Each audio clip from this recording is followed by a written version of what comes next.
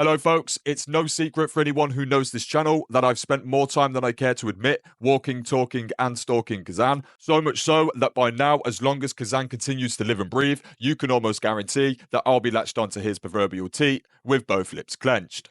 The sneaky little remora fish that I am. Anyway, it's been 1, 2, carry the 3, about 87 or so phantomtastic days since Mr. General Khazan and his bipolar buddy graced our consoles or PCs, with some pretty damn good combat mechanics, a roster of big bad uglies ranging from deceivingly pitiful to outright,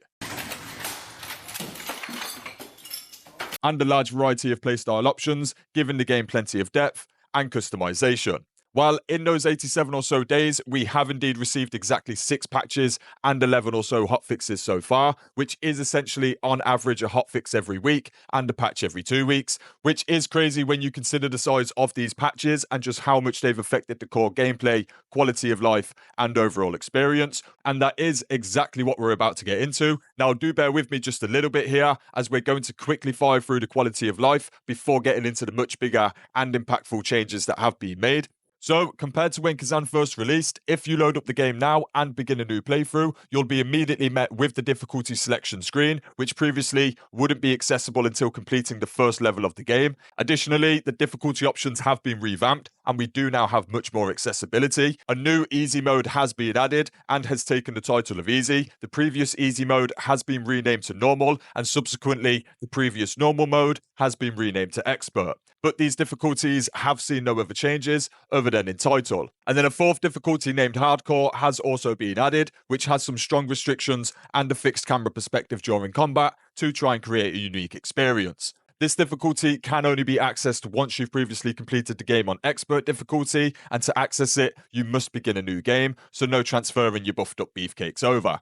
During your playthrough, you'll now receive tons more notifications in regards to when you can upgrade things such as levels, skill trees, Khazan's memories, soulstone upgrades, etc. And these can now all mostly be reset whenever you like. Additionally, cosmetics now unlock as early as the blacksmith does within your first playthrough. Provided you have found the item before, you will be able to use it cosmetically. Fast traveling from one blade Nexus to another is now a thing, and we do have consumables that now allow us to return to the crevice or the last blade Nexus used. Modifying equipment now has an entire list of possible attributes, and the augment of wisdom items have become much more plentiful. The general spawn locations between and after missions have been tweaked for convenience sake, especially when farming bosses, which on the note of, now all have a 100% chance to drop their respective material items. These are just to name some of the biggest quality of life changes and additions, shaping the entire experience into something refined and intuitive. But to dive into the biggest changes, the 2 largest so far would have to be the skill tree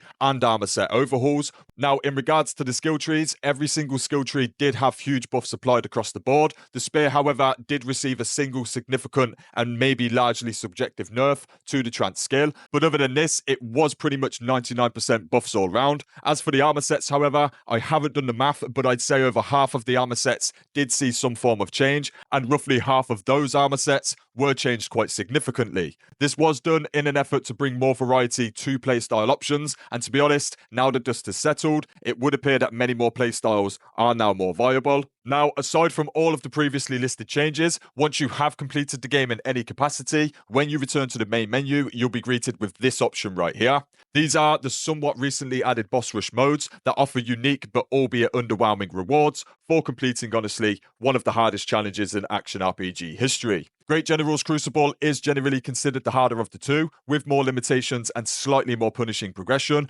but make no mistake, neither game mode is a pushover, and these challenges absolutely are some of the hardest I've ever seen. In addition to this, we very recently had word that we will be receiving the following cosmetic items in the very near future. This is what is known as the Pathfinder package, and it would appear that this is only available to those who own and have played the game between the dates of March 23rd and June 26th. If you purchase and play Khazan after these dates, then I believe these gifts will no longer be available. These skins are of course a full male and female set of armor, as well as 3 separate haircuts for both genders, and to be honest, I wouldn't be too surprised if we do receive similar cosmetics further down the line. Now, outside of the many changes listed in this video, we do have word on some big changes due to land in the very near future. These would be the addition of 1 or more gear grades and what looks to be an overhaul of the weapon scaling systems.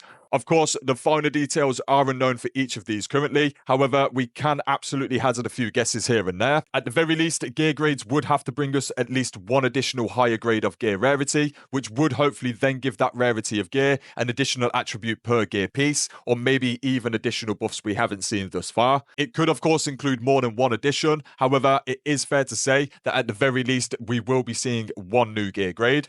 As for the weapon scaling, there's a little less room for speculation here, outside of we can hopefully expect to see a fair bit of rework, giving every weapon within the game its own unique scaling stats, and possibly even the option to tweak weapon scaling, like we've seen done in many other Souls-like titles. Now, of course, neither of these changes have been made just yet. However, they were expected to have dropped in the most recent update just a few days ago, and yet they were nowhere to be seen. If I were to hazard a guess, I would expect these changes to be included in our next update instead, which by the current trend of things can be expected in roughly the next 2 weeks. We do of course have free gifts arriving on the 26th of June, and this update could by all means bring slightly more along with it. However, I don't expect anything as big as gear grades or weapon scaling to be featured. In all honesty, I don't think we will hear much until closer to the 26th of June, and then once this update has arrived, I'm hoping we simultaneously get an outline for what to expect over the coming months, or failing that, I'd at least like to know what's next in the pipeline for the inevitably next big patch. Overall, folks, I have just outlined Khazan's biggest changes so far, as well as a few of the future changes we can expect to have seen implemented, say by this time next month. I think it's pretty clear to see that Khazan has been crafted into a much more refined experience for any new players, and even returning players will hopefully find something new to respark their vengeance. Additionally, all of these changes are distinct proof and evidence that we can expect to see many more additions and changes made along the way, which I, for one, am very excited to see. If you were ever put off by Khazan's difficulty, then there hasn't been a better time to have returned over the past 3 months. The game's accessibility has been heavily adjusted to cater to a wider spread of players, and the rewards, quality of life, and build variety has never been better.